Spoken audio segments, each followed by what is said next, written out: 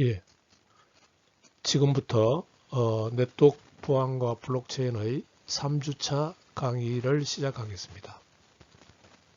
3주차 강의는 이제 본격적으로 대칭키, 그러니까 재래식 암호화 기술인 대칭키 암호화 기술부터 시작하겠습니다. 공부할 순서를 보면은 먼저 컨벤셔널, 그러니까 기존 방식이죠. 재래식이라고 보면 됩니다. 재래식 인크립션 프린시플, 재래식 암호화 원리에 대해서 살펴보고, 그 다음에 크립토그래피, 그 암호화 기술에 대해서 보도록 하겠습니다. 그 다음에 이 컨벤셔널 인크립션 프린시플을 갖는 크립토그래피 암호화 기술을 해킹을 하려면은 어떤 기술을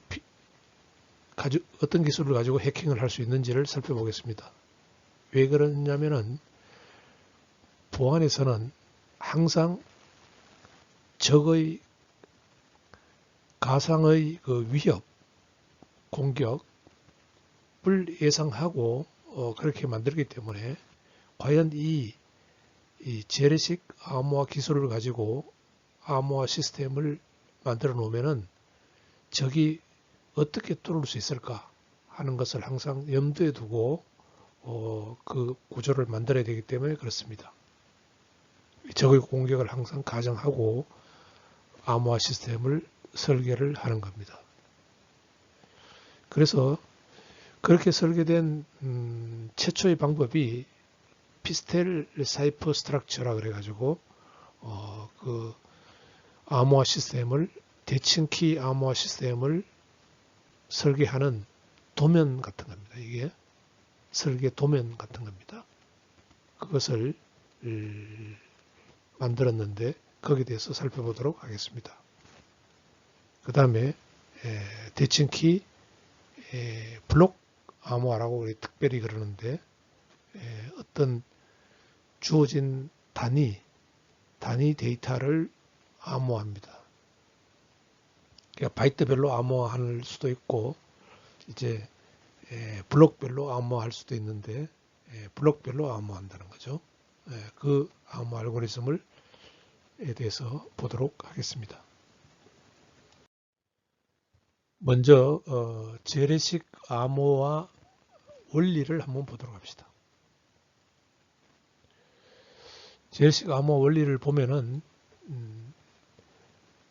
암호화 구조가 5개의 요소로 이루어집니다. 플레인텍스트, 평문이죠. 평문. 그 다음에 평문, 암호화할 문서, 대상이죠. 대상. 그 다음에 암호화 알고리즘,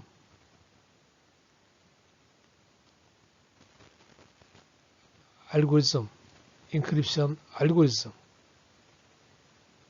이게 이제 어떤 방식으로 암호화를 하느냐 하는 그 알고리즘을 나타냅니다. 그러니까 우리가 집에 시건장치라 그러죠. 자물쇠라 그러기도 하고 가정의 시건장치들을 보면은 그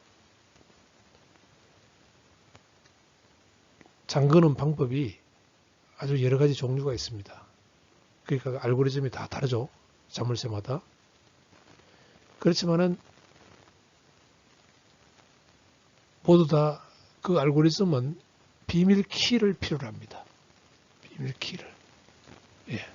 비밀 키가 필요로 합니다.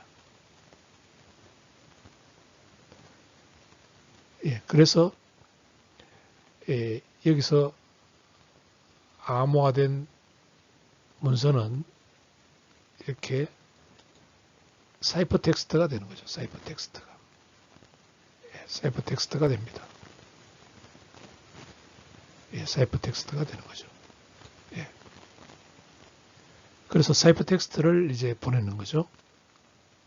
보내면은 디크립션 알고리즘이 있고, 요거는 인크립션 알고리즘의 반대 순서로 하면 됩니다.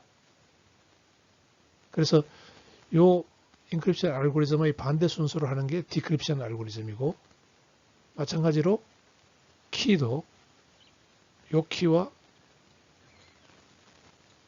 이 키가 같습니다. 이퀄입니다. 그래서 사이퍼 텍스트가 있고, 그 다음에 디크립션, 복호화 알고리즘이 있습니다. 결과적으로 이 플레인 텍스트가 만들어지죠. 그래서 요게 결과적으로 이것과 이것이 같은 게 되는 겁니다. 예. 그래서 여기서 이제 중요한 것은 컨벤셔널 인크립션 프린시플은 이 세크리트 키 값이 동일하다는 거죠. 여기서 사용되는 거나 여기서 사용되는 거나 동일하다는 거죠. 근데 그걸 우리가 공유한다, 그렇게 얘기를 합니다. shared. shared. shared라고 얘기해요. send와 리시번트 사이에 키 값을 공유를 해야 됩니다. 그래서 여기서 조금 여러분들이 살펴봐야 할 내용은 이 대치키 방식에서의 그 보안은, 시큐리티는 어디에 의존하느냐 하면 depend on 키 값에 달려 있습니다.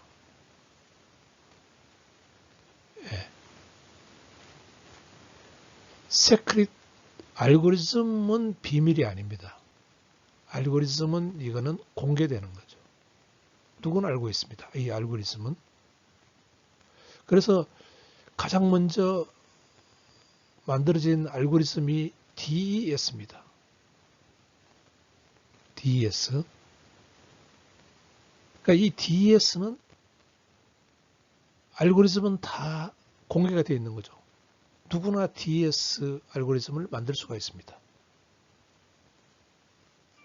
그렇지만은 키 값은 다르게 사용하는 거죠.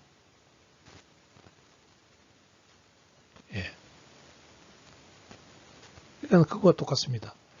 여기서 이제 이게 이제 자물쇠인데요. 이게 자물쇠인데 시건장치. 이 시건장치 만드는 방법은 구조는 다 똑같다는 거죠. 다 똑같은데 이제 문제는 요 서로 키 값을 다르게 한다는 겁니다. 키 값. 요것을 다르게 사용한다는 겁니다.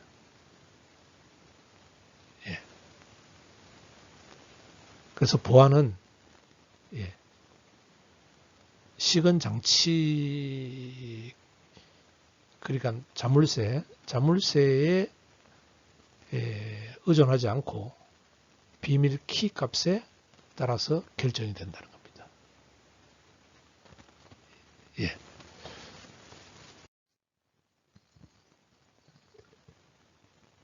크립토그래피, 암호화 기술에 대해서 한번 우리가 분류를 한번 해봅시다. 암호화 기술에 대해서. 암호화 기술은 세 개의 서로 다른 독립적인 그런 차원에서 분류를 할 수가 있습니다.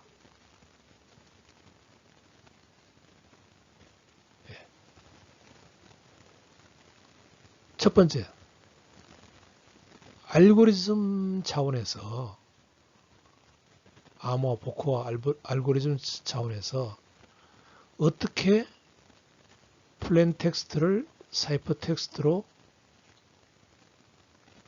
바꾸느냐 하는 그 오퍼레이션 차원에서. 그러니까 여러분들 금고 열쇠 같은 걸, 자물쇠를 예를 들면은 뭐 열 때 보면은 이제 복호화에 해당되는 알고리즘 택인데요. 뭐 오른쪽으로 세 바퀴 돌려서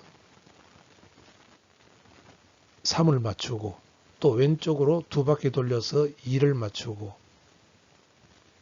또 오른쪽으로 네 바퀴를 돌리고 난 뒤에 1을 맞추고, 또 왼쪽으로 한 바퀴 돌려서 0을 맞추면 열린다. 고 하면은 키 값은 3, 2, 1, 0이죠. 그렇지만은 오른쪽으로 몇 바퀴, 왼쪽으로 몇 바퀴, 이런 어떤 그 알고리즘이 어떻게 되어 있느냐 하는 겁니다.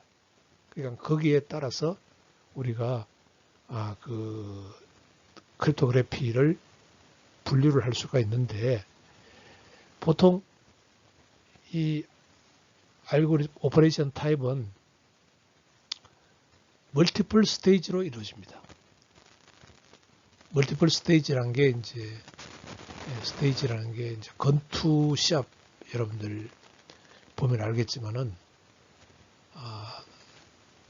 1라운드가 있고 2라운드가 있고 3라운드가 있고 4라운드가 있고 뭐 12라운드까지 가나요? 여튼 그렇게 멀티플 라운드로 이루어집니다.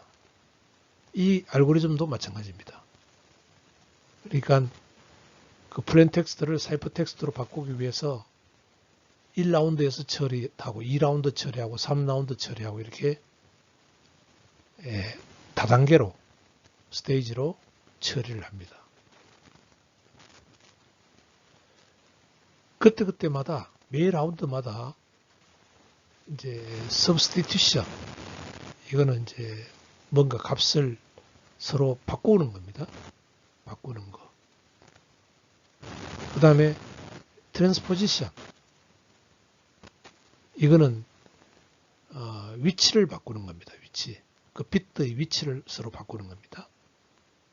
substitution은 예를 들어서 뭐 A는 C로 바꾸고 D는 Z로 바꾸고, 이런 어떤 그 바꾸는 그 표가 있습니다. 표.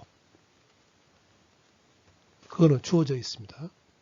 그 표에 따라서 데이터를 바꾸는 거죠. 주어진 표에 따라서 데이터를 바꾸는 게 substitution이고, transposition은 그 어떤 위치를 이렇게 서로 옮기는 그 어떤 그 룰이 있습니다. 그 절차에 따라서 그 위치를 이렇게 옮겨서 섞는 거죠. 그러니까 꼭 왜 그 야바이꾼이 이렇게 섞듯이 그 이렇게 위치를 서로 이렇게 막 섞는 겁니다. 근데 그 섞는 순서가 그게 알고리즘이죠. 그러니까 그렇게 해서 매 라운드마다 substitution과 transposition 그 방법을 사용해서 그 변형을 시키는 거죠. 플레인 텍스트를 계속 변형을 시켜 나갑니다. 그래서 여러 라운드를 거치게 되는 거죠. 그렇게 하는 그 방식에 의해서 크립토그래피를 분류할 수도 있고, 그 다음에 이제 두 번째 분류 방법이 뭐냐면은 키를 몇 개를 사용하느냐. 한번 사이퍼 텍스트로 만들고 그거를 보내주고 사이퍼 텍스트를 플레인 텍스트로 평문으로 복화를 하는 데 있어서 그 하나의 그 전 단계에서 키를 하나만 사용하느냐. 이게 대칭 키 방식이죠. 아니면 키를 두 개를 사용해야 되느냐. 이게 비대칭 키 방식입니다. 그러니까 두 개의 키를 사용하는 거죠. 그게 이제 우리가 소개 2주차에서 배운 프라이빗 키와 퍼블릭 키 두 개의 키를 사용하는 겁니다. 그래서 이 방식을 퍼블릭 키 인크립션 방식이라고 하죠. 그래서 퍼블릭 키 인크립션 방식은 어시메트리컬 방식이고 키이고 비대칭 키죠. 그 다음에 재래식 방식은 시메트리컬 방식입니다. 대칭 키 방식. 싱글 키 하나만 사용하니까요. 암호하는 사람도 복호하는 사람도 동일한 키 하나를 사용합니다.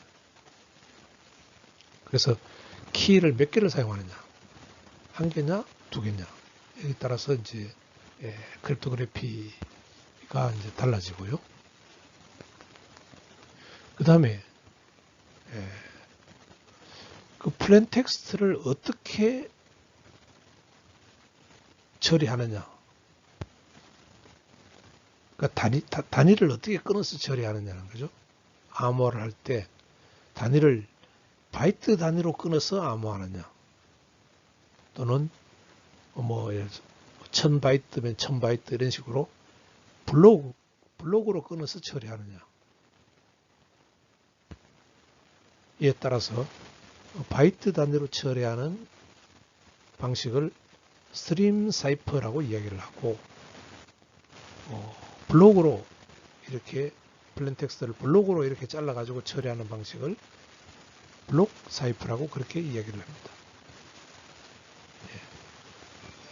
그래서 우리가 바이트 단위로 그렇게 암호화를 하면은 바이트별로 이렇게 쭉 스트림이 암호화가 됩니다. 스트림이 이렇게 막 바이트로 이루어진 a series of 바이트죠.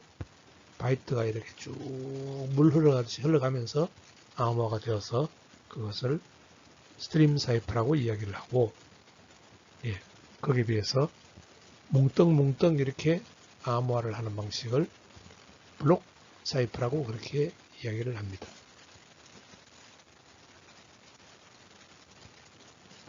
그래서 스트림 사이퍼는 그 바이트 단위로 암호화를 하기 때문에 실시간으로 그렇게 암호화하기가 좋습니다. 그냥 데이터가 나오는 대로 1바이트 나오면 암호화시키고 1바이트 나오면 암호화시키고 이렇게 해요.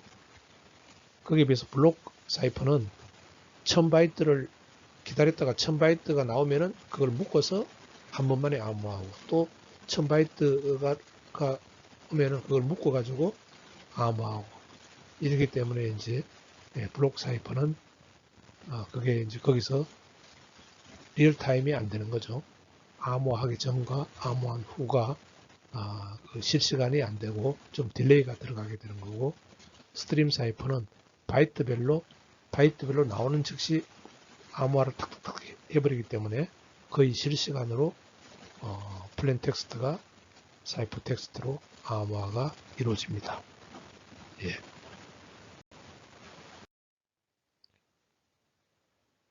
자, 그러면은 대칭 키 방식, 재래식 암호화 방식의 시스템을 해커들이 어떻게 공격할 수 있는지를 보도록 합시다. 물론 이제 가장 쉬운 방법은 키 값을 뭐 이렇게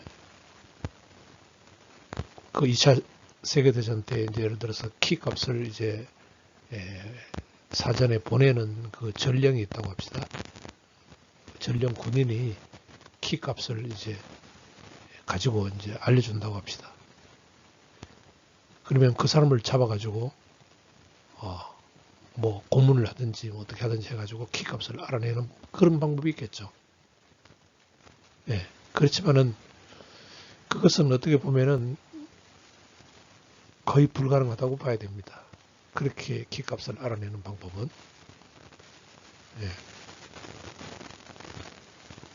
그런 가정하에 그러면 어떻게 해커들이 키 값을 알아낼 수 있느냐. 가장 이제 보편적인 방법이 브루트 포스 어택입니다. 어떻게 보면 야만적인 그런 공격 방법이라고 볼 수 있는데요. 야만적인 공격 방법입니다. 자, 이러한 그 자물쇠를 한번 봅시다. 시건 장치를 한번 봅시다. 요거 하나하나가 0에서 1 해가지고 9까지 있죠. 9개의 숫자로 이루어져 있습니다. 10개의 숫자로 이루어져 있습니다. 가능한 숫자가 10개죠. 두 번째도 가능한 숫자가 10개죠. 세 번째도 가능한 숫자가 10개죠. 네 번째도 가능한 숫자가 10개죠. 그러면은 예를 들어서 0, 0, 0 키 값이 0000부터 시작해서 00 뭔가 좀 지금 프로그램이 이상합니다. 예, 다시 할게요. 0, 0, 0, 0, 0. 좀 이상하네요. 예, 미안합니다. 이 프로그램이 좀 이상해요.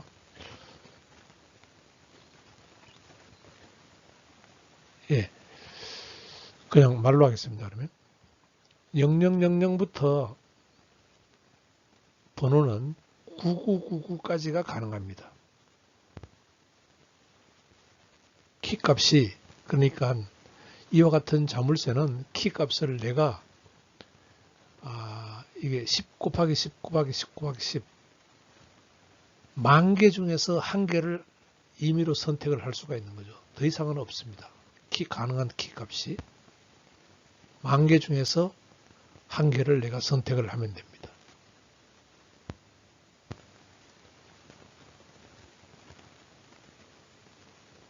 그 말은 뭐냐면은 이 키 값을 10,000개 중에를 한 개로 선택했기 때문에 해커의 입장에서는 10,000개의 가능한 숫자를 모두 다 한번 시도를 해보면은 한 번은 열릴 거다는 거죠. 그렇죠? 그래서 이 브루트 포스 어택은 좀 야만적인 그런 공격 방법인데 트라이를 하는데 모든 가능한 키를 다 시도를 해보는 겁니다. 그렇게 해서 사이퍼 텍스트가 플레인 텍스트로 얻어질 때까지, 그러니까 이 자물쇠가 열릴 때까지 모든 경우의 숫자를 다 한번 해보는 겁니다.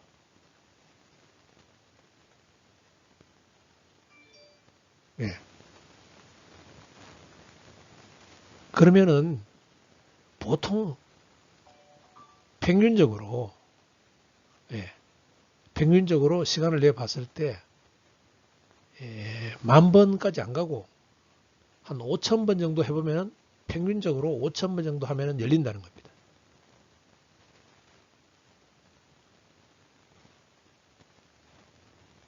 근데 이제 자물쇠는 딱 열려버리는데 그 이제 문서를 암호화한 경우에는 그거를 여러 키를 가지고 시도를 해 봤을 때 플레인 텍스트가 뭐다라는 것을 모르면은 복호화를 해놓고도 이게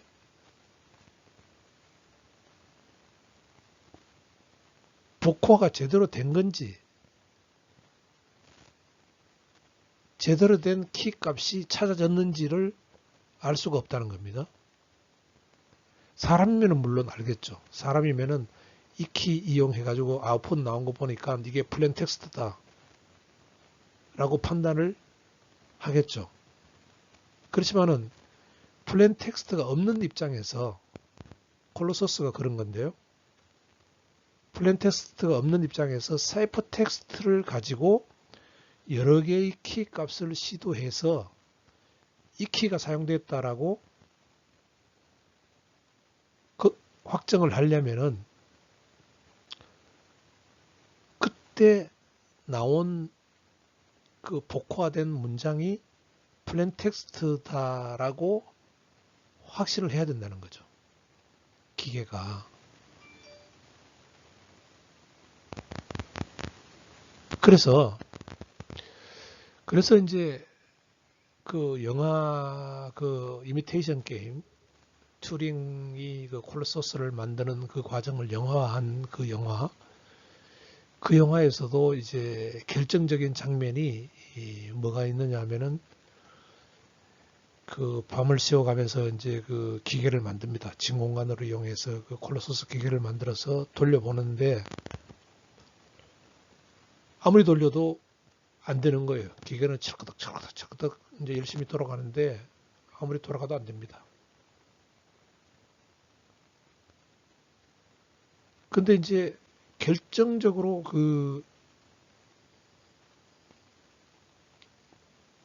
이제 그 기계가 키 값을 찾을 수 있도록 해준 그 스토리가 뭐냐 하면은 그 어떤 뭐 차를 한 잔 뭐 어떤 여자하고 같이 마시고 그렇게 있는데 막 낙담해 가지고 있는데 기계를 만들어 놓고 키는 못 찾으니까 낙담해가 있는데 그 어떤 여자로부터 과거에 그 지령을 보면은 항상 그 명령어에는 독일군이 내리는 명령어에는 꼭 들어가는 문자가 있는데 그게 뭐냐면은 날씨. 그날의 날씨 이야기가 있고 그 다음에 꼭 마지막에는 하이 히틀러라는 말이 들어간다고 하는 그 이야기를 해줍니다. 그러면은 이제 튜링이 눈이 번쩍 뜨이는 거죠. 아하, 이걸 내가 이제는 됐다고. 그래서 막 다시 콜로서스 기계로 달려갑니다. 달려가서 그거를 이제 집어넣어요. 날씨를 표현하는 방법, 그 다음에 하이 히틀러 이런 단어를 집어넣습니다. 그게 뭐냐면은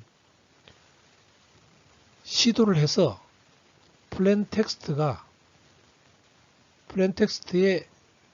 그 말이 있으면은 그거는 분명히 성공한 거다 이거죠. 키값을 찾았다는 거예요.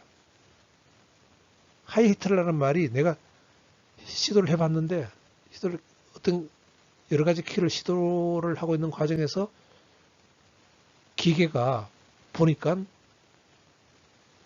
복호한 문장에 하이 히틀러가 들어있더라. 그러면은 성공한 겁니다. 그래서 그 이미테이션 영화가 이제 그렇게 해서 성공을 하게 되는 이야기를 다루고 있습니다. 그래서 여기 이야기하는 이 이야기인데요. Expected Plain Text의 지식. 플레인 텍스트에서 약간의 지식이 필요하다는 거예요. 사이퍼 텍스트만 있는 것보다는 플레인 텍스트가 분명히 이 내용물 안에는 하이틀러라는 말이 들어있다라는 정보만 있어도 훨씬 빨리 찾을 수가 있다. 예, 그 이야기를 하고 있는 겁니다.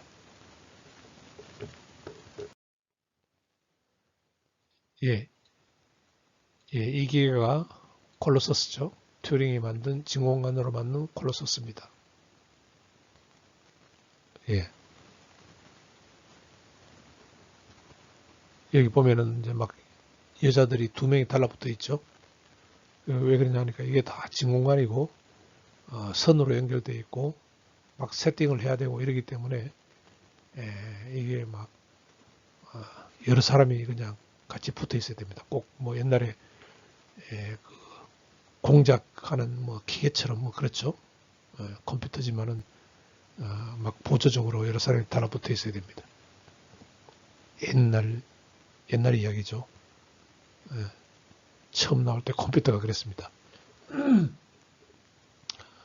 그래서 이미테이션 게임 영화 스토리를 보면은 2차 세계대전 중에 영국 케임브리지 대학의 그 수학자 앨런 튜링은 1800개의 진공관을 사용해서 암호 해독 기계인 콜로서스를 발명했고, 이 콜로서스는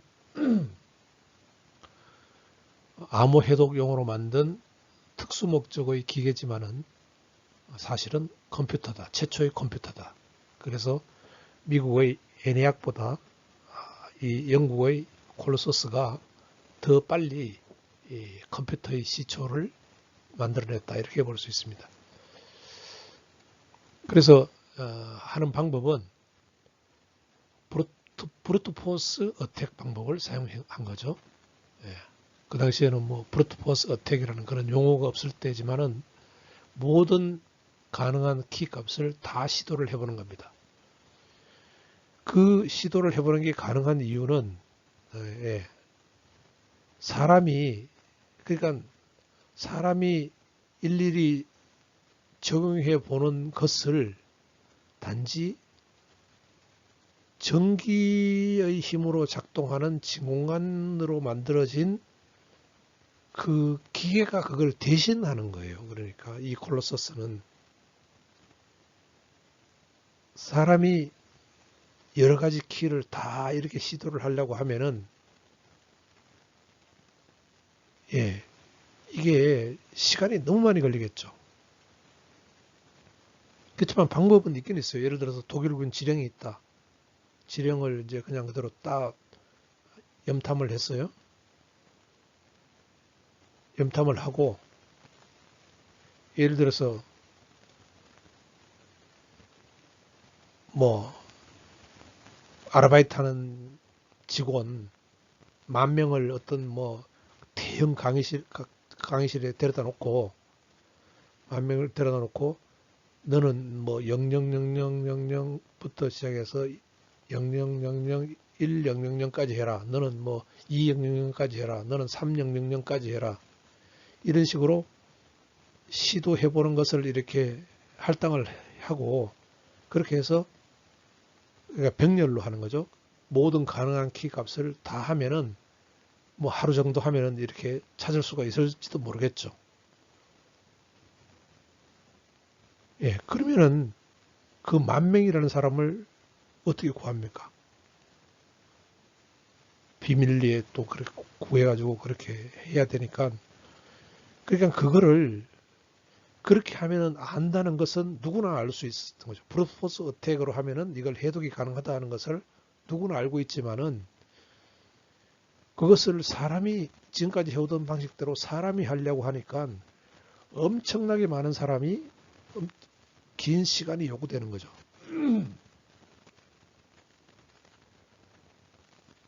그래서 이제 그걸 수학자 튜링이 이거를 기계로 하자. 기계로 모든 경우의 수를 다 한번 기계가 한테 일을 맡겨보자.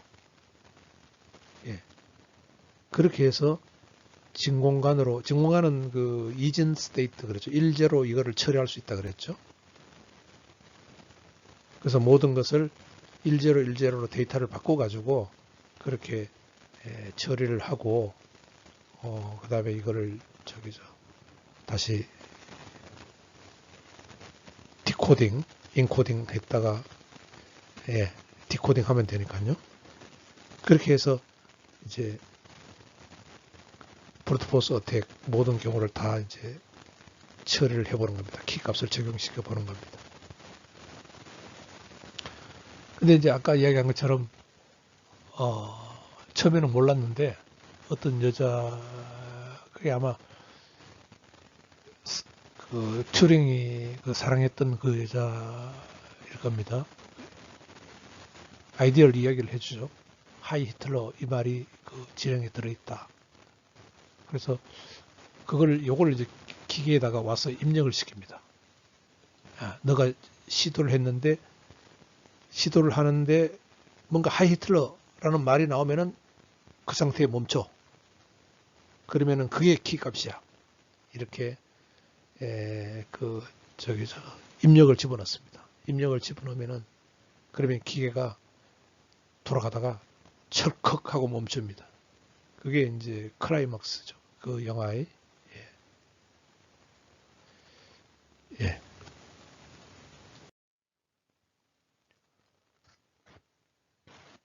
그래서 그 브루트포스 어택이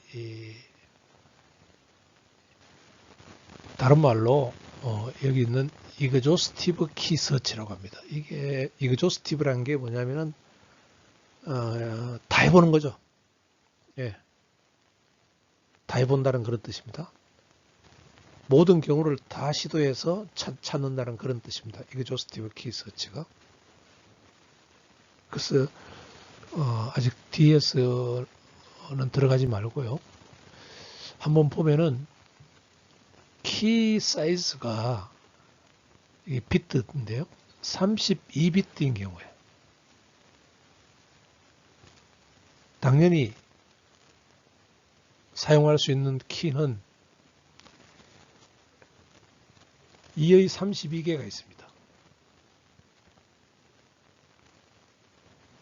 이게 계산하면은 데시말로 하면은 약 4.3 곱하기 10의 9승계의 가능한 키가 있을 수 있습니다. 키 종류가요.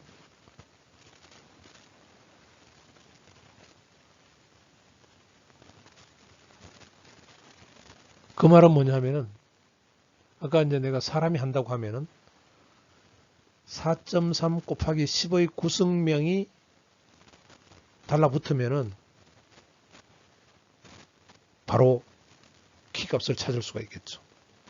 4.3 곱하기 10의 9승명이 달라붙으면 각자 한 번씩 이렇게 시도를 해보면은 성공한 사람 손들어 그러면 그 중에 한 사람은 분명히 손을 들 겁니다.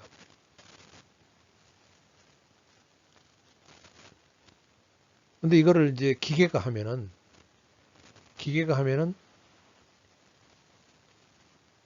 이 한번 이렇게 시도해본 복화해보는 시도를 현재 이 기계는 그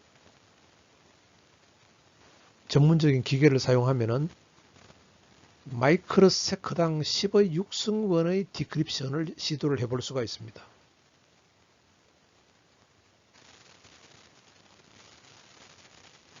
그러니까 이게 기계하고 사람의 차이죠. 그러니까 사람으로 환산하면은 10의 6승명이면 얼마입니까? 100만 명이죠. 100만 명이 시도하는 일을 기계는 1 마이크로세컨드 안에 해버린다는 겁니다. 예. 사람과 기계의 차이점이죠. 예. 그런 기계를 사용을 하면은 4.3 곱하기 10의 9승계의 서로 다른 키 값을 처리하는 데는 2.15 밀리세컨드가 소요가 됩니다. 기계가 키 값을 찾아내는데. DS가 56비트인데요. DS 방식으로 키를 사용하면은 2의 56개의 서로 다른 키가 있을 수가 있고 사람이 시도를 하면은 약 10의 16승명이 달라붙어야 되는 일을 기계 1 마이크로세컨드에 10의 6승계의 시도를 해볼 수 있는 기계가 하면은 10시간이 걸립니다. 그래서 이게 아까 이야기를 안 한다 그랬는데 DS거든요. DS에서 사용하는 길입니다. DES 키를 만들어 놓으니까 처음에는 괜찮았는데 기계가 좋아지니까 이게 옛날에는 1 마이크로세컨드에 10의 뭐 한 2승 정도밖에 처리를 못했어요. 근데 컴퓨터가 빨라지면서 10의 6승까지 왔단 말이에요. 그렇게 하니까 이게 DS로 암호화한 모든 정보는 10시간 안이면 다 풀려버려요. 해독이 다 가능합니다. 그래서 미국에서 이거 더 이상 사용하지 못하게 했습니다. 왜? 기계의 해독하는 기계의 성능이 계속 좋아지면서 이그조스티브 키 서치 방식으로 하니까 문서 해독이 다 10시간 안에는 뭐 문서 해독이 다 가능하니까요. 예. 그래서 이제 이 128비트가 AES 방식입니다. 이게 Advanced Encryption System 우리가 이제 또 배우게 되는데요. AES 방식입니다. AES 방식으로 하니까 가능한 키가 10의 38승계 정도가 나와가지고 현재의 이 기계 이런 성능의 기계를 사용해서 해독을 하려고 해보니까 10의 18년승연이 걸립니다. 절대로 해독이 가능하지 않죠. 이 정도 되면은 브루트포스 방식으로는요. 네, 이런 걸 연구하는 사람을 크립토 어널리시스라고 이야기합니다. 크립토 어널리시스. 그래서 이 브루트포스 접근 방식으로 하면은 모든 가능한 키 값을 다 트라이하는 거죠. 근데 이 방식이 유효한 이유가 여기 있는 것처럼 사람이 하면은 불가능하겠죠. 기계가 하기 때문에 작은 키들은 이 정도 크기의 키 값들은 다 해독이 브루트포스로 다 해독이 가능합니다.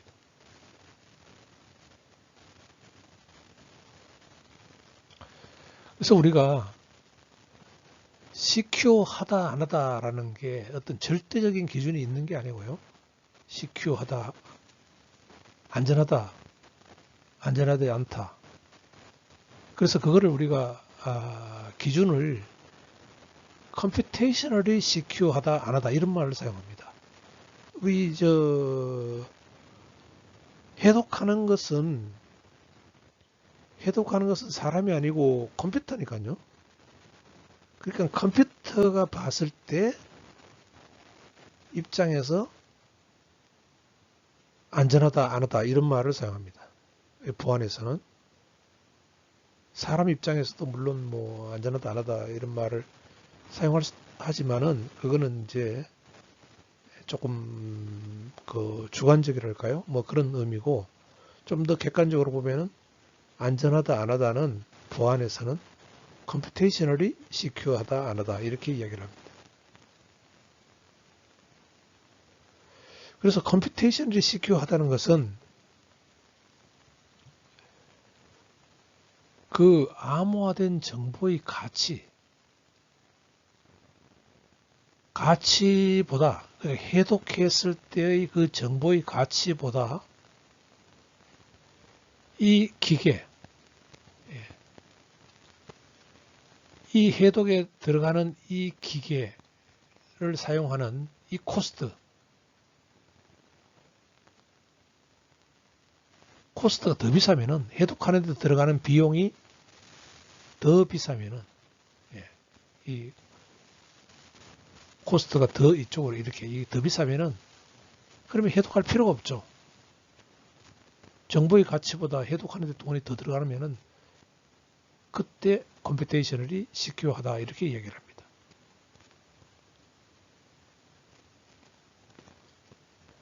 또 모든 정보는 인포메이션은 정보의 가치가 있는 라이프 타임이 있습니다. 시간이 지나면은 그 정보의 가치는 없어집니다. 예를 들어서 오늘 과거로 돌아가서 오늘 공격하는 D-Day다 라는 그 명령을 암호화해서 보냈다고 합시다. 어제 보냈다고 합시다. 오늘 공격하는 날이라고. 그런데 영국 브루트포스 어택으로 익조스티브 키 서치 방식으로 그 암호해도 해내는 팀이 오늘 지나고 내일 그거를 해독하면은 그거는 아무 소용이 없는 거죠. 그 인포메이션의 라이프 타임은 오늘까지입니다. 공격하는 오늘까지. 그래서 그 라이프 타임보다 인포메이션의 라이프 타임보다 해독하는데 더 시간이 오래 걸려버리면은 그건 아무 소용이 없는 거죠. 이게 더 크면요. 그때 역시 컴퓨테이셔널이 시큐어하다 이렇게 이야기를 하는 겁니다.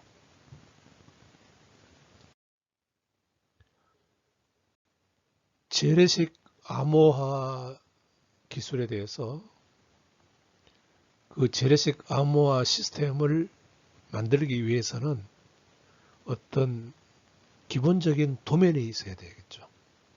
집을 짓는데 도면이 있어야 되듯이요. 설계도가 있어야 됩니다. 그 설계도를 그 IBM이 만들었어요. IBM이 1973년도에. 그래서 거기 IBM에 근무하던 그 홀스트 피스텔이라는 사람이 이 도면을 만들었습니다. 그래서 이 도면은 거의 모든 그 재래식 블록 암호화 알고리즘에 적용되는 방식입니다. 물론 73년도에 이게 DES를 위해서 만든 도면이긴 합니다만 거의 모두 다 적용됩니다. 재래식 방식에서는 거의 이와 같은 방식이 적용이 됩니다. 자, 그러면 먼저 나중에 개발되는 이제 재래식에 대응되는 공격키 시스템. 우리가 2주차에서 그 수학을 이용한다 그랬죠. 거기하고 차이점을 보면은 이 도면은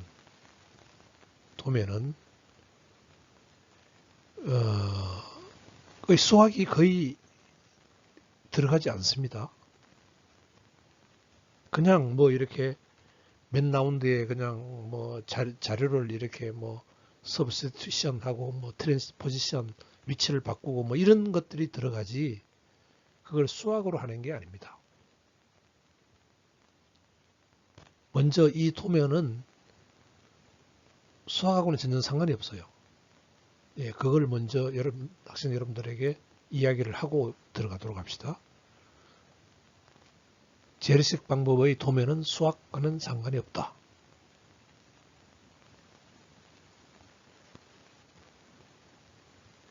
그래서 그 피스텔 네트워크는 다음과 같은 그런 어떤 그 변수들, 그 다음에 설계 특징들에 의해서 그걸 어떤 값을 사용하느냐에 달려 있습니다. 첫 번째, 플레인 텍스트를 블록으로 나눠서 처리하는 블락 사이퍼라고 그랬죠. 그 블락 크기를 얼마로 할 거냐? 블락 크기를 얼마로 할 거냐? 블락 크기가 크면 클수록 보안성이 좋아집니다. 왜 그러냐 하면은 브루트 포스 어택을 생각해 보면 알 수 있습니다. 블락이 크면은 한번 그거를 복호화 해보려는데 시간이 걸리겠죠. 키를 한번 적용시켜 보려고 하면 시간이 걸리겠죠. 블락이 크면은요. 예, 짧은 블락은 빨리 키 값을 적용을 시켜 볼 수 있습니다. 근데 블락이 크면은 블락 길이만큼 시간이 많이 걸리겠죠. 브루트 포스 어태커 입장에서는. 그 다음에 또 하나의 그 피스텔 네트워크 모델의 이거 파라미터가 키 사이즈입니다. 키 길이를 얼마나 할 거냐.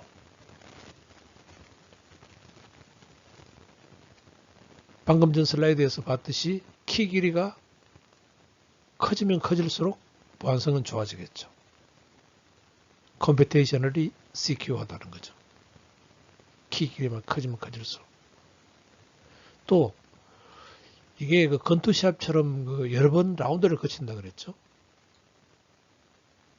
멀티플 라운드를 거치는데 이 라운드 수가 많으면 많을수록 또 시큐어하겠죠.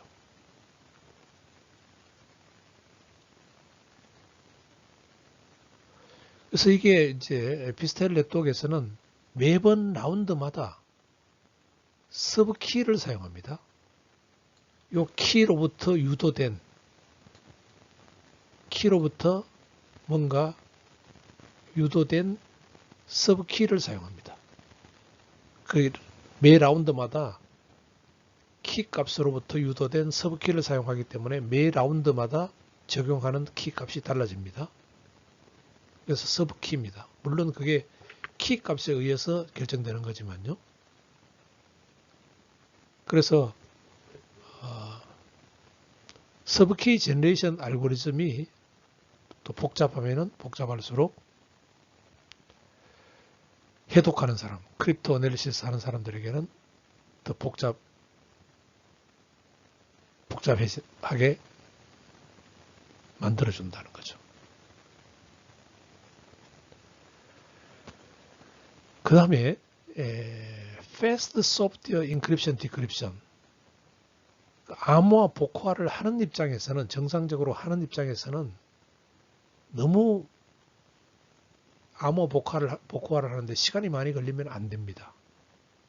그래서 암호화 복호화를 하는데 시간이 빨리 처리될 수 있도록 해줘야 되는 그러한 내용을 가지고 있습니다. 예, Fast Software Encryption Decryption.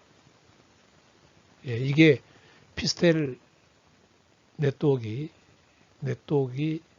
그 재래식 암호화 시스템을 설계하는데 이와 같은 파라미터나 설계 특성을 고려해서 설계를 하고 있습니다. 예, 그 고전적인 그 피스텔 네트워크를 보도록 합시다. 여기서 클래시컬이라는 것은 이제 1973년 이야기입니다. 그러니까 예, 클래시컬이라고 해서 뭐 1800년대 이렇게 보면 안 됩니다. 1973년 예, 보안 기술은 그때 나왔으니까요. 그게 고전입니다. 1973년이 보안 기술에서는 고전에 해당됩니다. 고전. 예, 여러분들이 뭐 국문학이나 뭐 아니면 음악이나 뭐 미술이나 예, 고전주의 예, 뭐 그렇게 이야기할 때 그 고전이 아닙니다. 예, 보안기술은 1973년입니다. 어쨌든 그때 그 피스텔 네트워크를 보면은요,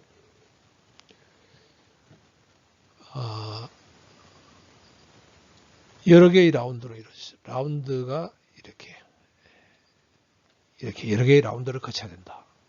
라운드 1번에서 2, 3, 4, I 뭐 쭉쭉쭉 나가서 N까지 이렇게 여러 개의 라운드를 거쳐야 되고 프레인텍스트가 2W 워드를 두 개로 이렇게 해야 됩니다. 그러니까 DS를 예를 들겠습니다. DS인 경우에는 이게 64비트입니다. 전체 블록 크기가 이게 64비트입니다.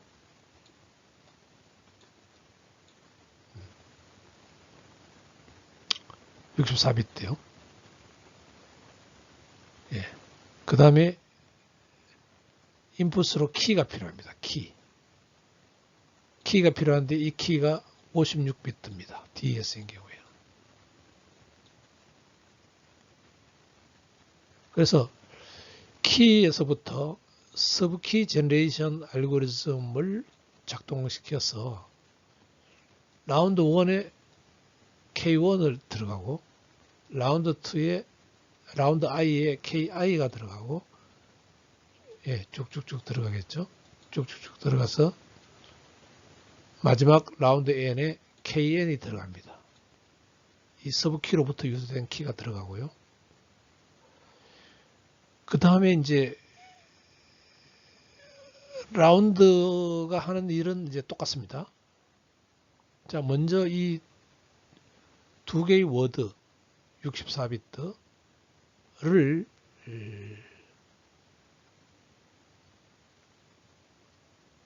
레프트 레프트 32비트 R 라이트 32비트로 나눕니다. 그래서 레프트 32비트가 이렇게 들어가고요. 라이트 오른쪽에 있는 32비트가 이렇게도 들어가고 이게 그냥 그대로 가서 이렇게도 다음 라운드로 넘어갑니다. 그 다음에 이 라이트 32비트가 서브키 값과 요 라이트 32 값이 들어가서 어떤 함수를 거치는데 여기서 뭐가 일어나냐면은 substitution 위치 바꿈 transposition 위치 바꿈 transposition substitution 대체 그러니까 A는 C로 뭐 C는 Z로 뭐 이렇게 대체하는 거 있죠. 대체가 여기서 일어납니다. F에서 일어납니다. 그렇게 야바이꾼이 이렇게 막 섞어 놓듯이 섞고는 그걸 다시 레프트와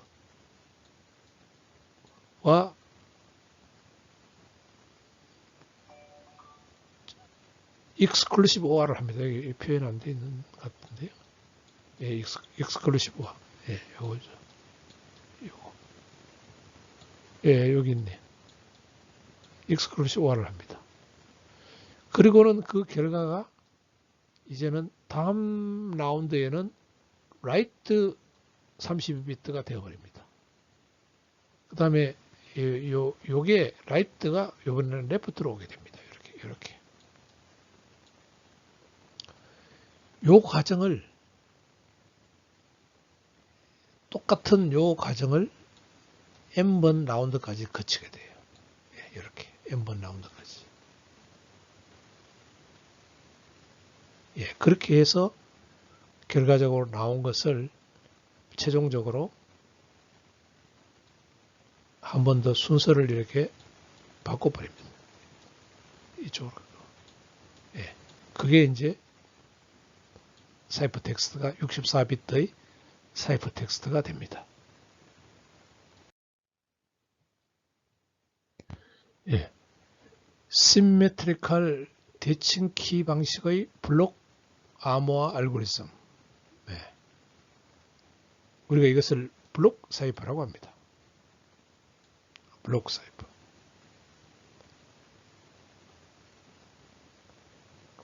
대칭 키 암호화 알고리즘으로서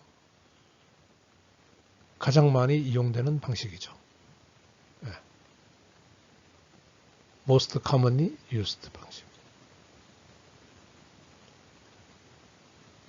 그래서 이거는 어떤 일정한 크기의 블록 단위로 플레인 텍스트 인풋으로 만들어서 그거를 사이퍼텍스트 블록으로 만들어내는 겁니다. 즉 암호화를 하기 전이나 한 후나 그 블록의 크기는 동일합니다. 암호화를 했다고 해서 뭐 이렇게 압축하는 것처럼 이게 뭐 줄어든다거나 사이즈가 늘어난다거나 그렇게 하지 않습니다. 사이즈는 똑같습니다. 그게 암호화, 복호화의 경우에서 일어나는 일입니다. 데이터 크기가 절대로 변하지 않습니다. 단지 변형될 뿐이죠. 모양이 변형될 뿐입니다.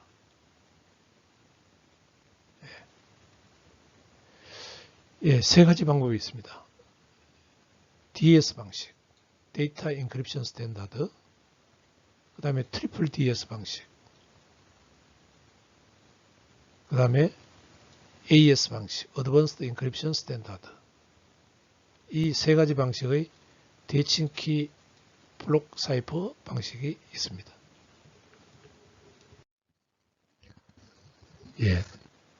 재래식 대칭키 암호화 시스템으로서 가장 먼저 개발된 방식이 DS 방식입니다. DS 방식은 데이터 인크립션 스탠다드의 약자입니다. 그러니까 데이터를 암호화하는 표준이라는 거죠. 그러니까 이게 이제 그러면 지금 방식은 데이터를 암호화하는 표준이 아니냐? 당연히 지금도 다 데이터 암호화 방식 표준이죠.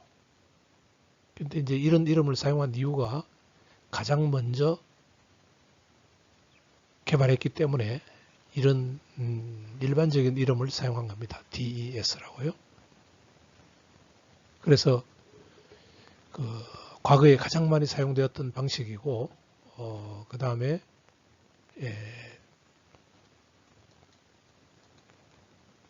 또 이 사용한 알고리즘이 뭐라고 하느냐면은 이게 잠깐만요.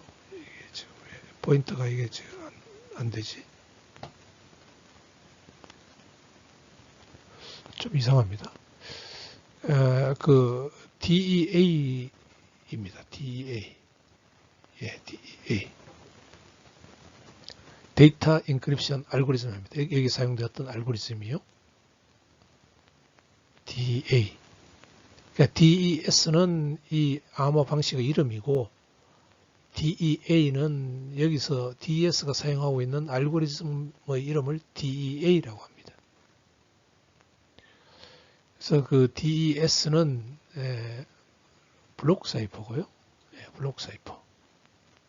블록 사이퍼고 이 블록 사이퍼는 그 평문을 파일 같은 긴 게 있으면 그것을 64비트 단위로 블록으로 잘라서 암호화를 합니다. 그때 사용하는 키의 길이는 56비트가 되겠습니다. 56비트. 56비트를 사용합니다. DES 알고리즘을 좀 더 상세하게 보도록 합시다. 물론 여기서 상세하게 본다는 것은 여러분들이 이 DS 알고리즘을 설계하거나 프로그램으로 짜가지고 DS 알고리즘을 구현할 수 있어야 된다는 이야기는 아닙니다. 정보통신에서는 여러분들이 암호학 자체를 공부하는 것이 아니고 그 DS 방식의 이 비밀 키를 사용하는 것을 정보통신 시스템에 적용을 해서 이용을 하면 되기 때문에 이 자체를 개발하는 것은 지금 공부하는 영역이 아닙니다. 물론 그렇지만은 알고리즘을 이해할 필요는 있겠죠. 그래서 한번 보도록 합시다. 여기서 우리가 이 라운드 중간 라운드 I에 들어가는 요 부분을 포커스를 두고 한번 봅시다. 요 부분에 들어가기 전까지 요 라운드 I까지 어떻게 들어가게 되는지 한번 포커스를 두고 보도록 합시다. 그래서 라운드 I에 들어가는 요 R32 요게 오른쪽 32비트고 결과적으로 요게 여기에 들어가는 겁니다. 여기 들어가는 거고, 그 다음에 L32는 요겁니다. 요게 여기 들어가는 겁니다. 그러기 위해서는 지금 여기까지가 여기서부터 시작해서 여기까지가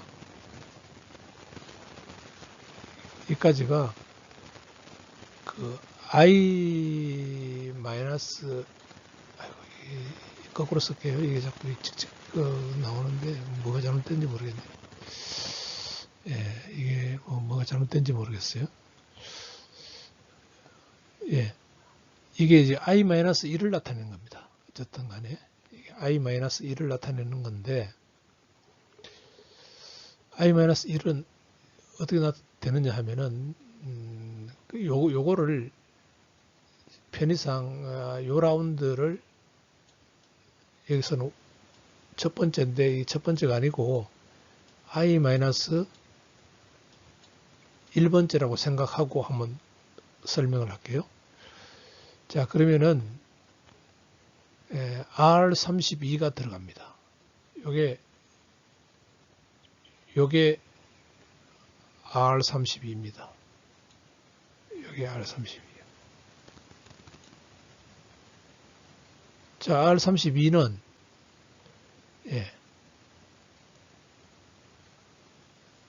일단 여기서 R32가 이렇게 와서 이렇게 들어가죠.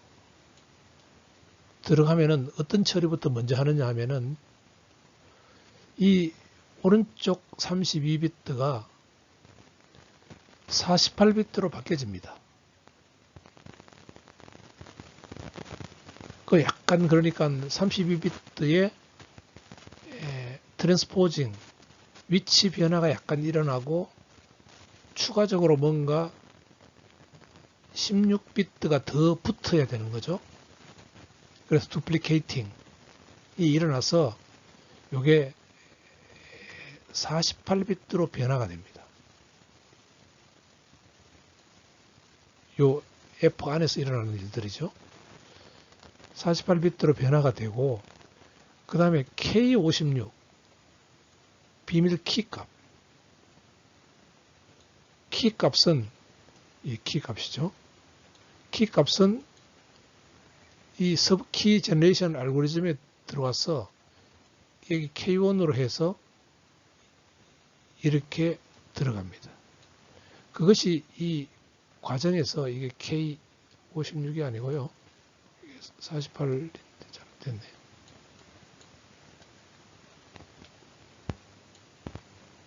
그래서 K56은 레프트 시프트 그러니까 반 정도 2, 4, 28, 16, 28비트만큼 레프트 시프트를 한번 하고 그 다음에 위치 변화를 좀 줘가지고 이게 48비트로 만들어집니다. 48비트래요. 그래서 요 F 안에서 여기서 들어오는 값, 키값으로부터 유도돼서 여기서 들어오는 값, 이거를 exclusive OR을 하게 되는 거죠. exclusive OR을. 그 다음에 거기서 끝내지 않고 그러면 48비트가 만들어지겠죠. 이거를 6비트의 8개의 로 나눕니다. 6비트짜리 8개로요. 48비트를 68이 48 나눠 가지고 각각 6비트에 대해서 4비트로 바꿉니다. 이거를. 그래서 요 6비트는 4비트가 됩니다. 4비트. 그렇게 하면은 뭐가 만들어지느냐 하면은 여기서 4, 8이 32, 32비트가 만들어지죠. 네, 32비트가 만들어집니다. 네. 그래서 32비트가 요게 값이 어디로 들어가느냐 하면은 여기서 만들어진 값입니다. 이렇게. 그러면 당연히 요게 이제 L32거든요. 요게.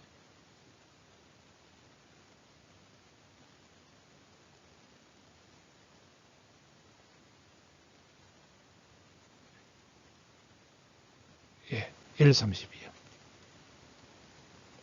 그 L32하고 요게 L32니까 요게 이렇게 내려와서 여기서 오는 X32하고 여기서 exclusive OR가 일어납니다.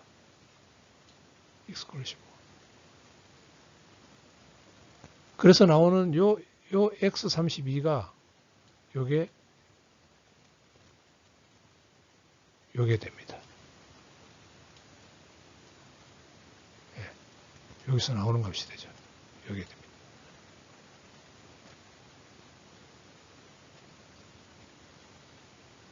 예.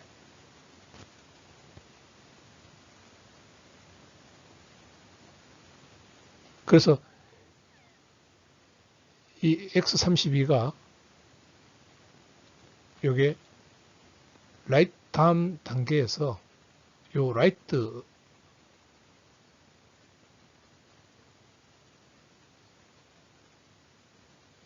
예. 라이트 32가 되는 거죠, 여기. 예.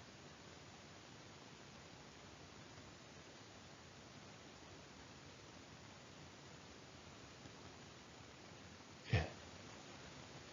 그러니까 여기 X32가 라스트 32비트가 됩니다. 그러니까 라이트 32비트가 된다는 얘기죠. 라이트 32비트. 예. 그 다음에 요게 와서 라이트 32가 레프트 32비트로 들어가게 됩니다. 예. 라이트 32가 레프트 32비트로 들어가게 됩니다. 예. 그렇게 해서 나오는 것이 이 I-1라운드에서 한번 사이퍼텍스트 중간 단계에서 만들어진 사이퍼텍스트 C64가 되는 거죠. 이 C64는 I라운드로 들어갑니다. I라운드로. I번째 라운드로 들어갑니다. 예, DS 알고리즘 DA에 대해서 싱글 라운드, 한 라운드만 한 번 더 블록 다이그램 형태로 볼까요? 예, 이 부분이 이전 라운드에서 넘어오는 64비트고요. 이 부분이 56비트 키 값으로부터 48비트 서브 키를 만들어내는 겁니다. 이 부분이 서브 키입니다. 예. 그래서 여기 R32비트 이 부분, 이 R32비트가 여기 이 테이블을 사용해서 이 테이블을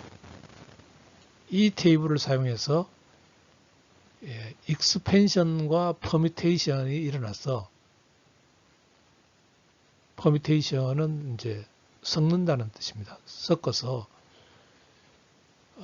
확장이 됩니다. 48비트로 32비트가 48비트로 확장이 됩니다.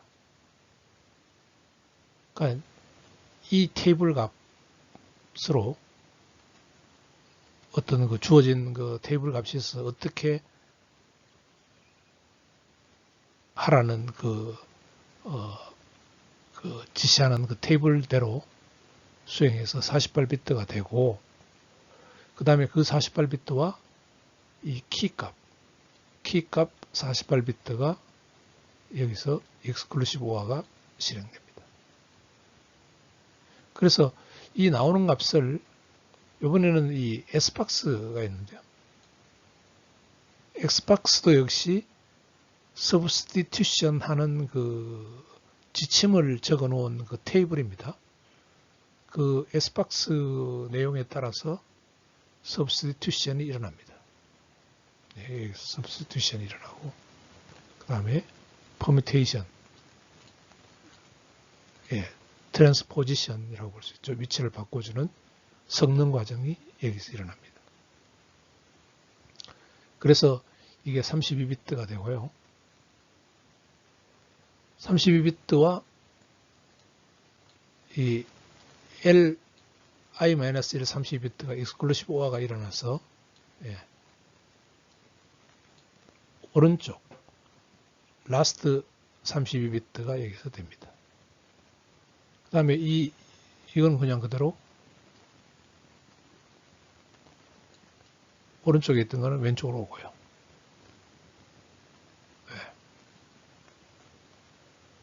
그래서 이게 여기서부터 다음 라운드로 넘어가는 겁니다.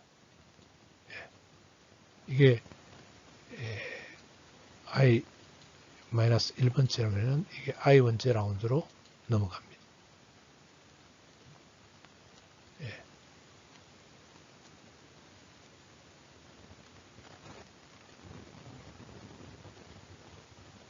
그래서 똑같이 이 키값도 여기서부터 다시 I번째 라운드에서 이 과정을 거치는 거죠. 또 거치고 이렇게 또 그래서 각 라운드마다 이와 똑같은 여기와 같은 이 과정이 실행이 됩니다.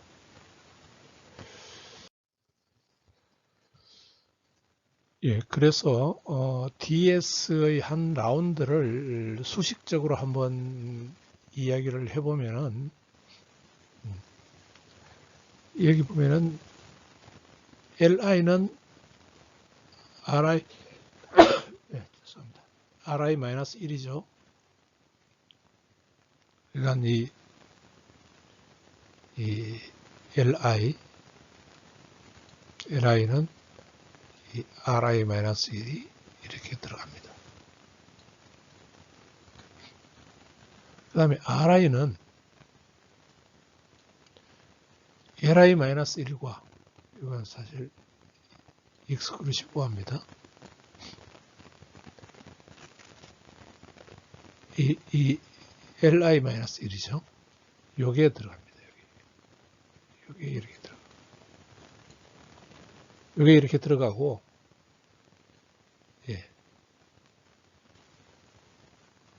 그 다음에 들어가고, 그 다음에 요 부분 F RI-1 KI, 그러니까 KI와 이게 뭐 자꾸 이게 이상하게 찍찍 줄이 나가지고 이게 신경이 쓰이네요. 하여튼 뭔가 프로그램이 지금 이상하게 바뀌어 버렸습니다. KI와 RI-1 이 부분이죠. 이 부분이 입력돼서 어떤 이런 펑션 함수를 거친 나온 결과와 결과가 요거죠. 요거와 익스클루시브화가 일어나는 겁니다. 그래서 이 RI가 만들어집니다. 그래서 그게 또 다음 라운드로 들어가게 되겠습니다. 그래서 DES의 문제점은 브루트포스 어택에 약하다는 건데요. 왜 그러냐면은 키 길이가 56비트밖에 안 되기 때문에 그렇습니다. 이게 이제 키 랭스 그림을 보면은 키 랭스가 비트 단위로 가로축이 있고 브루트포스 어택을 통해서 해독하는데 브레이크 하는데 걸리는 시간이 키 값을 찾아내는데 걸리는 시간이 세로축으로 되어 있습니다. 근데 이제 56비트는 이 정도죠. 예. 요게 이제 10시간이라고 보면 됩니다. 10시간.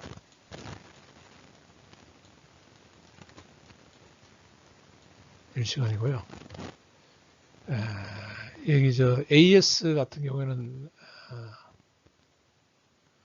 뭐 이 근방이 어디 있는데 128비트 여기 있는데 이렇게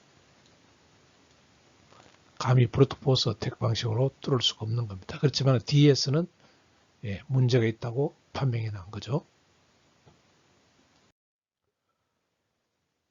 그래서 그 DS 방식이 56비트 키 길이를 사용하는데 그렇게 하니까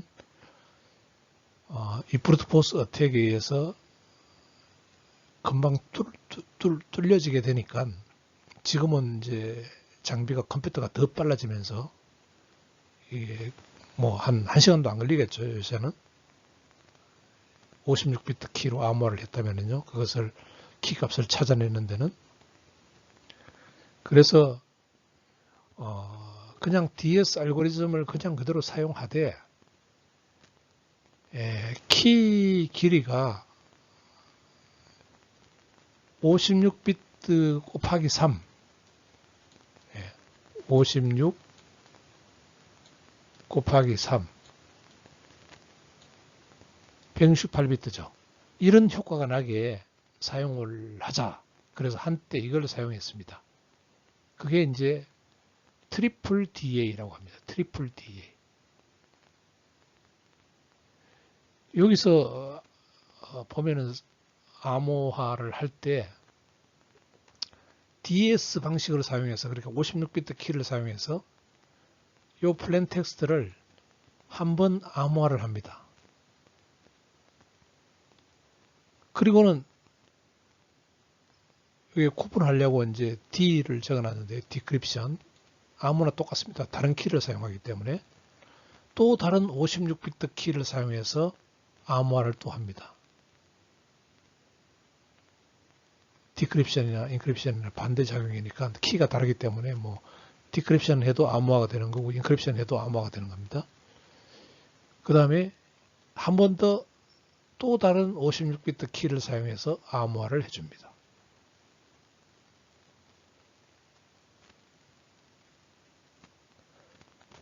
그리고 그 해독할 때는 반대 과정이죠.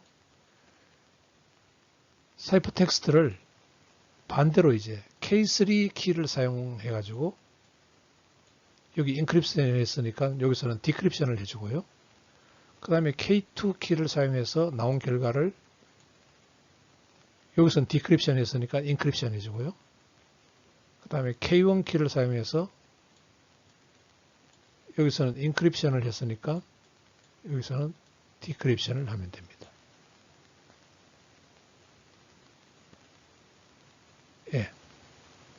이렇게 키 값을 이제 반대 순서대로 적용하고 그 다음에 알고리즘도 대칭되는 걸로 적용하고 암호화를 했으면 복호화를 하고 복호화를 했으면 암호화를 하고 이렇게 적용을 하면은 이제 결과적으로 플레인 텍스트가 사이퍼 텍스트로 만들어질 때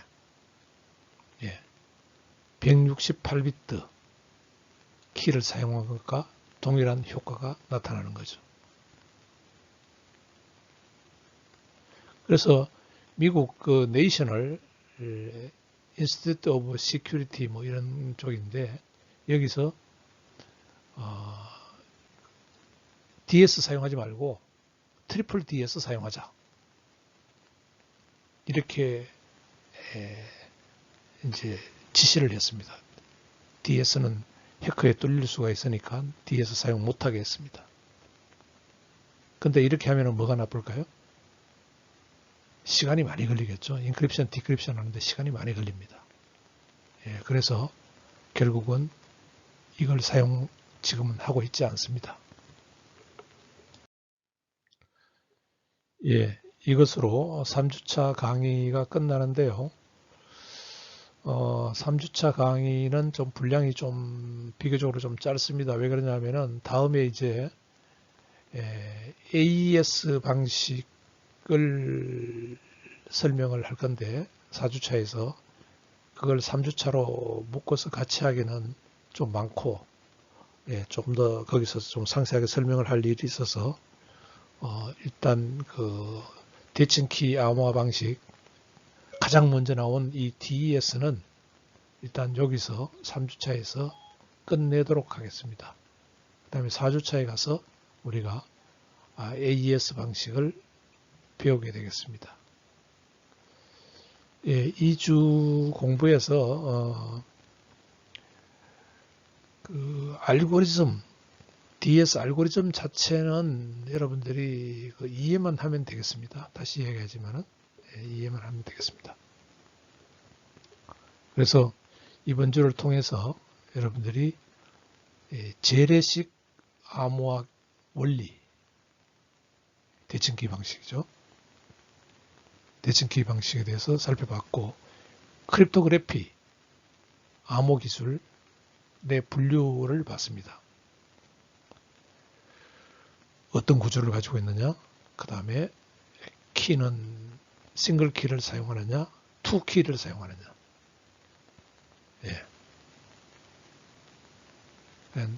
대칭키 방식이냐, 비대칭키 방식이냐 이렇게 나누고 블록 사이퍼냐, 스트림 사이퍼냐 이렇게 두 가지로 나눌 수가 있죠. 그래서 대칭키 방식을 공격할 수 있는 방법으로서 이 브루트포스 어택, 이게 콜로서스에서 처리한 방식이라고 그랬죠.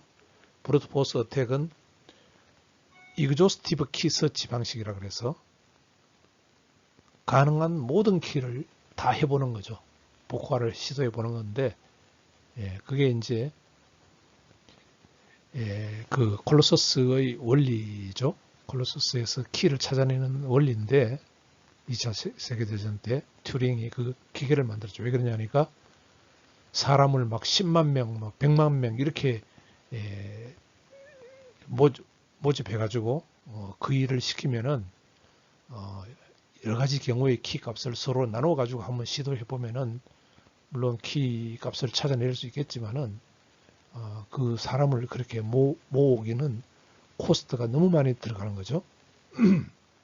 비용이 너무 많이 들어간다. 그래서 그거를 브루트 포스 어택, 그러니까 그 익조스티브 키 서치 방식을 사람이 100만 명이 할 거를 기계가 하자. 기계가 하자 해서 만든 게 콜로서스 진공관으로 만든 기계였고, 그 진공관이라는 게 그 당시 기술로서는 이진수, 그러니까 1제로를 처리할 수 있는 그러한 전자기계였기 때문에, 전기의 속도로 처리할 수 있는 그런 기계였기 때문에 브루트포스 어택 방식으로 독일군의 그 암호화된 명령을 해독할 수 있었다. 그렇게 알면 되겠고요. 그 다음에 이제 재래식 암호화 방식의 그 암호화하는 구조가 이제 도면이 있어야 되는데, 그 도면이 IBM이 개발한 피스텔이다.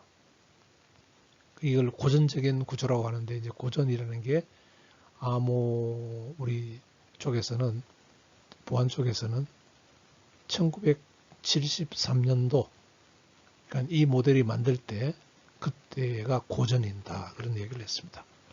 그래서 보안의 역사는 이제 2차 세계대전까지 올라가지만은 그거는 군용이고, 상용의 역사는, 민간 쪽에서 사용한 그런 역사는, 본격적으로 사용한 역사는 이 피스텔 사이퍼 스트럭처, IBM에서 이게 만들어지면서 DES가 만들어지면서 역사가 시작되었다. 보안의 역사가 시작되었다. 이렇게 보면 되겠습니다.